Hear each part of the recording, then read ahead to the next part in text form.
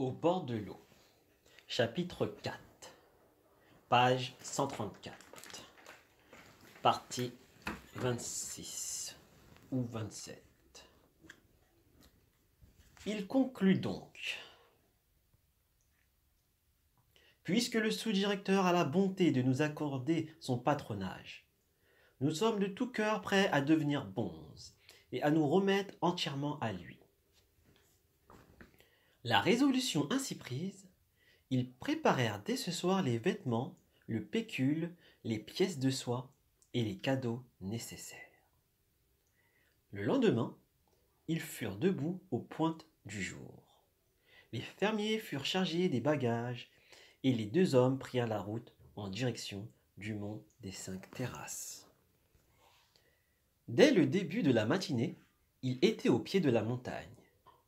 Alors, le sous-directeur Zhao et le contrôleur Lou montèrent chacun dans un palanquin qui les emporta vers le sommet, tandis que des serviteurs étaient envoyés en avant pour les annoncer. Quand ils arrivèrent devant le monastère, l'abbé, le prieur claustral, était déjà sorti à leur rencontre. Les deux visiteurs descendirent de leur palanquin et allèrent s'asseoir dans un petit kiosque qui se trouvait en dehors des portes de la montagne, l'enceinte du monastère.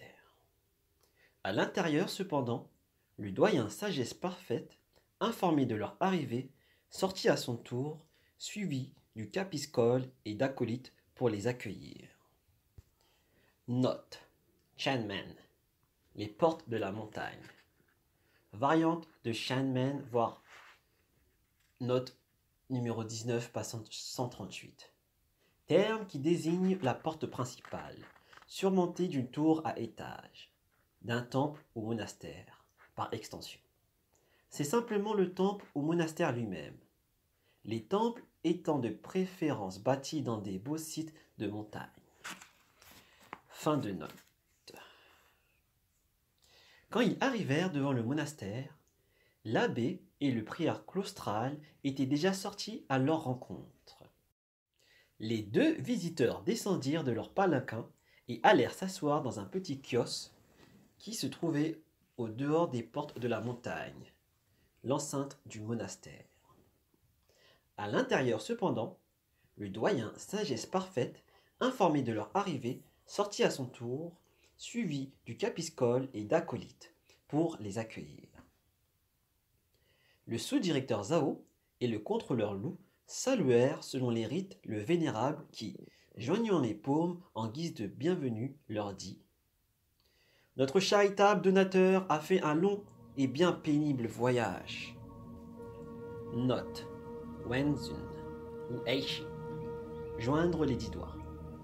Joindre les paumes devant la poitrine. Salut rituel des religieux.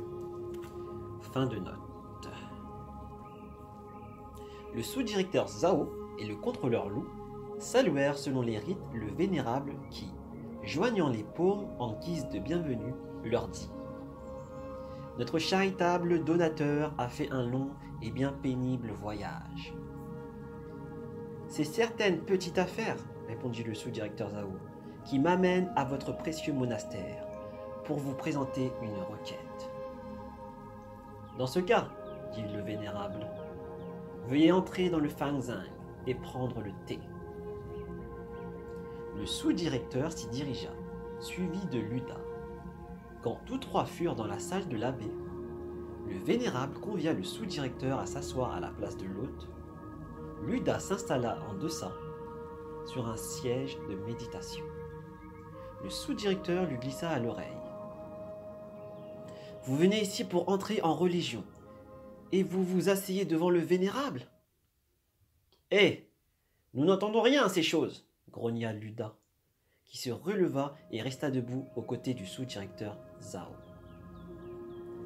Devant eux se tenait le chapitre au grand complet, le capiscole, le grand chantre, les acolytes, le prieur, l'abbé, le tourier, le chartrier. Ils étaient debout sur 2 rangs, est et ouest. Note: grand chantre.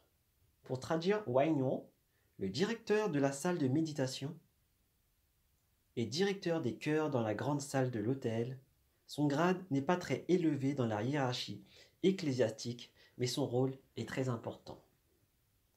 Le tourier, Zike, est chargé de la réception des hôtes et des visiteurs. Il y en a de 4 à 8 dans un monastère. Le chartrier, Zuji, est un secrétaire qui s'occupe aussi des visiteurs.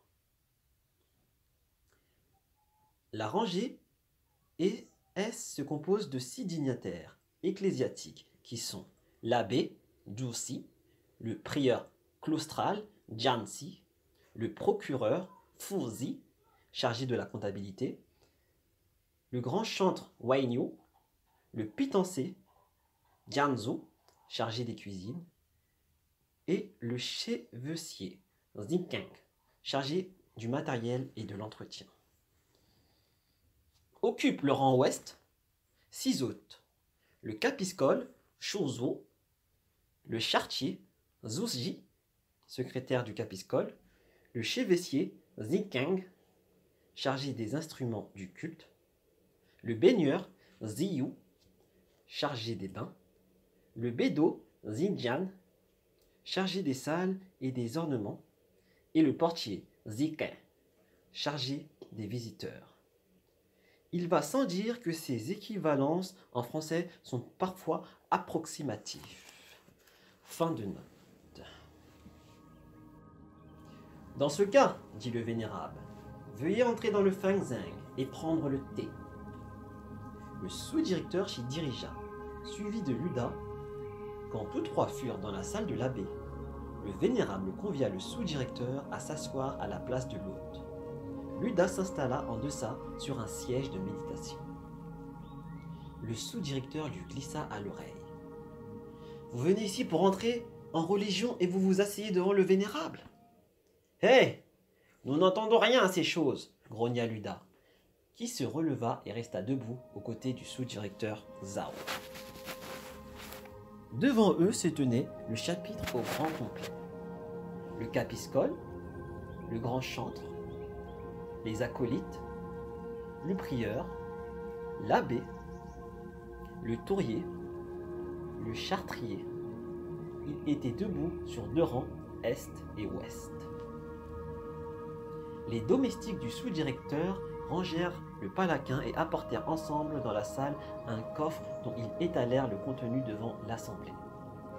« Pourquoi donc, dit le vénérable, avoir encore apporté des présents? Il est vrai qu'à maints égards, ce temple doit faire appel aux bonnes œuvres. Quelques menus cadeaux sans valeur méritent-ils des remerciements? Rétorqua humblement le sous-directeur. Des moines et de jeunes catéchumènes emportèrent aussitôt le tout. Le sous-directeur se leva pour lors et reprit. Il y a une affaire dont, avec sa permission, j'aimerais entretenir le vénérable doyen. Un vœu me tient à cœur depuis longtemps, celui de faire entrer un moine dans votre monastère.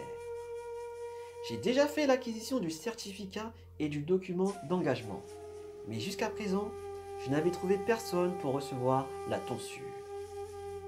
Or, actuellement, ce mien cousin, ici présent, qui a pour nom Lud et qui est un ancien officier des gardes à l'intérieur des passes, s'est rendu compte que ce monde de poussière n'est que misère.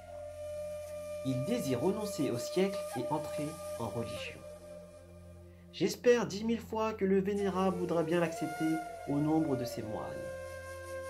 Que, dans sa mansuétude et sa miséricorde, par considération pour mon humble face, il voudra bien lui raser le crâne et en faire un bonze. Quant à tous les frais que cela occasionne, votre petit frère les prend personnellement en charge. J'espère instamment que le vénérable m'accordera sa précieuse assistance pour le succès de cette entreprise. Auquel cas mon bonheur sera extrême. À ces propos, le doyen répondit. Cet événement prédestiné conférera un lustre glorieux à notre temple. Et ce que vous demandez est chose facile, très facile. mais veuillez faire honneur à ce thé.